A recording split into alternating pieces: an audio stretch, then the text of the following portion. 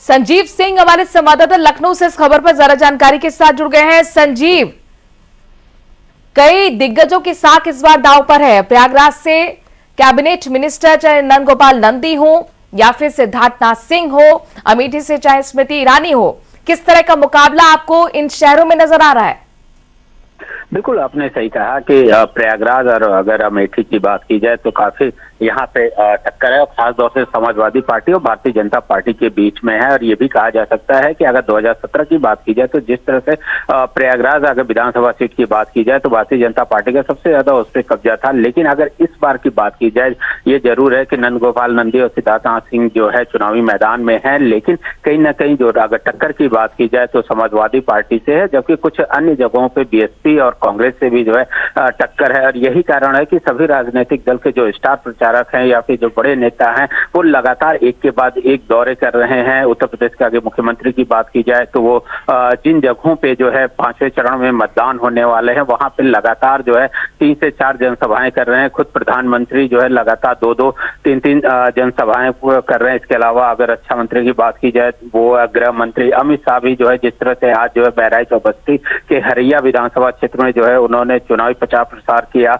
और हेमा मालिनी भी जो है जो भारतीय जनता पार्टी स्टार प्रचारक हैं, सांसद हैं, वो जो है सिद्धार्थनगर में जो है उन्होंने जनसभा की। इसके अलावा अगर प्रियंका गांधी की बात की जाए तो बाराबंकी और गोंडा में भी जो उनकी सभाएं हुई हैं। इसके अलावा समाजवादी पार्टी के जो राष्ट्रीय अध्यक्ष हैं अखिलेश यादव, उन्होंने प्रयागराज और प्रतापगढ़, क्योंकि कहा जा सकता है कि जो अतीक अहमद जो कि सांसद है और उनके परिवार के लोग और वो जो है चुनावी मैदान में है, तो ऐसे में जो है समाजवादी पार्टी भी ये चाह रही है कि किसी तरह से जो प्रयागराज है वहां पे जो है उनका कब्जा बना रहे। जबकि अगर भारतीय जनता पार्टी की बात की जाए तो वो भी ये चाहती है कि 2017 में जितने सीटों पे काबिज थे उससे ज्यादा सीटों पे जो है 2022 बिल्कुल संजीव, देखिए पूर्वांचल की तरफ चुनाव बढ़ता हुआ नजर आ रहा है। पूर्वांचल पर पूरा फोकस बीजेपी का, चूंकि कोशिश यही कि पश्चिम में अगर नुकसान होता है तो उसकी भरपाई पूर्वांचल से हो जाए। और पूर्वांचल के लिए ये कहावत भी है संजीव, आप भी जानते होंगे कि पूर्वांचल जिसका हुआ सत्ता उसकी हुई।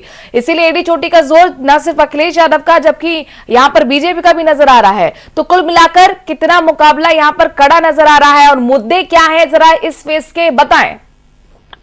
देखिए, ये कहा जा सकता है जिस तरह से जो 4 चरणों में मतदान हो चुका है और अब जो है अवध से जो है पूर्वांचल की ओर चुनावी प्रचार बढ़ चुका है। 27 तारीख को 5वें चरण का मतदान होने वाला है। अगर मुद्दों की बात की जाए तो विकास का मुद्दा, खासतौर से जो कानून व्यवस्था का मुद्दा जो है यहाँ पे काफी बड़ा मुद्दा होता है, क्योंकि पूर्वांचल जिस तरह से ये कहा जाता था कि माफियाओं का राज होता है वहां पे, लेकिन ये भी कहा जा सकता है कि जो 2017 में जब भारतीय जनता पार्टी की सरकार आई थी तो जीरो टॉलरेंस की उन्होंने बात की थी और कुछ काफी हद तक जो है कानून व्यवस्था पर अगर बात की जाए तो अंकुश भी लग चुका है। जो अपराध हैं वो जो अपराधी और सलाखों के पीछे पहुंच चुके हैं। तो ऐसे में जो है ये भी मुद्दा इस चुनाव में रहेगा, विकास का मुद्दा रहेगा। और इसके अलावा जो आम जनजीवन से रिलेटेड चीजें हैं, पानी की समस्या, बिजली की समस्या, क्योंकि ये भी कहा जा सकता है पूर्वांचल में जो बिजली की स्थिति है काफी उसमें सुधार हुआ है, लेकिन अभी भी कुछ ऐसे जगह है जहाँ पे बिजली की समस्या बनी होती है। इसके अलावा अगर पूर्वांचल की बात करें तो इंसेफ्लाइटिस बीमारी भी एक बहुत बड़ी वहां पे है, लेकिन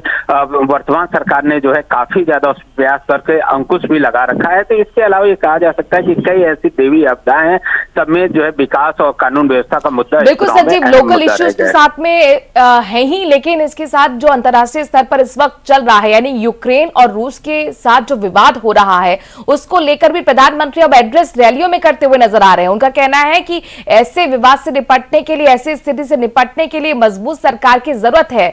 मजबूत सरकार तभी होगी जब आप मजबूत नेता चुनेंगे। यानी कुल मिलाकर मुख्यमंत्री योगी आदित्यनाथ को एक टफ नेता के रूप में प्रोजेक्ट करने की कोशिश। बिल्कुल ये कहा जा सकता है क्योंकि जो रूस में जिस तरह से लड़ाई चल रही है और उसका जिक्र बार बार किया जा रहा है, तो कहीं ना कहीं ये डबल इंजन की सरकार भी ये चाह रही है कि जो उत्तर प्रदेश की जनता है, उत्तर प्रदेश के लोग हैं, उनको वो सारी चीजें मुहैया हो जिनकी उन्हें जरूरत है। और यही कारण है, ये कहा जा सकता है कि डबल इंजन सरकार भी लगातार जो उनकी योजनाएं हैं उसको लेकर जो बिल्कुल संजीव कड़े और बड़े फैसले लेने वाली सरकार प्रधानमंत्री मोदी की सरकार मानी जाती है और इसलिए वो कह रहे हैं कि अगर योगी आदित्यनाथ को उत्तर प्रदेश की जनता चुनेगी तो उनका ही हाथ मजबूत होगा। एक तरह का संदेश देने की कोशिश इन रैलियों के जरिए। शुक्रिया तमाम जानकारी संजीव हम तक पहुंचाने के लिए। तो 5वें चरण का चुनाव 27 फरवरी को, उससे पहले चुनाव प्रचार जबरदस्त हो रहा है। यूपी में चौथे चरण की वोटिंग के बाद पांचवें चरण के लिए राजनीतिक दलों ने चुनाव प्रचार में पूरी ताकत झोंक दी है। इसी कड़ी में कांग्रेस महासचिव प्रियंका गांधी ने भी गुरुवार को बाराबंकी के मसौली कस्बे में जनसभा को संबोधित किया। जनता से कांग्रेस प्रत्याशियों को जिताने की अपील की और उन्होंने अपने संबोधन में प्रदेश की बीजेपी सरकार पर निशाना साधते हुए कहा कि बीजेपी धर्म जाति के नाम पर वोट मांग रही है। इसके साथ ही प्रियंका गांधी ने कांग्रेस कहा कि सभी धर्मों को साथ लेकर विकास के नाम पर वोट मांगती है।